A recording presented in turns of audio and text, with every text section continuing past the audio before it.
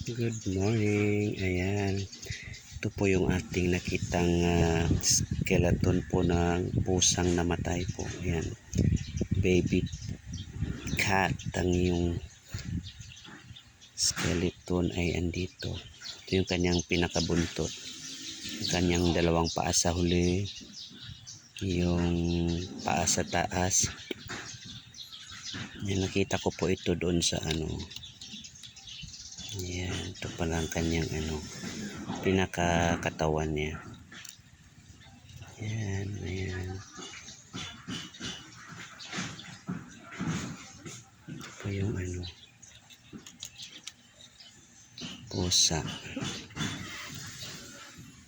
Ayan, thank you for watching.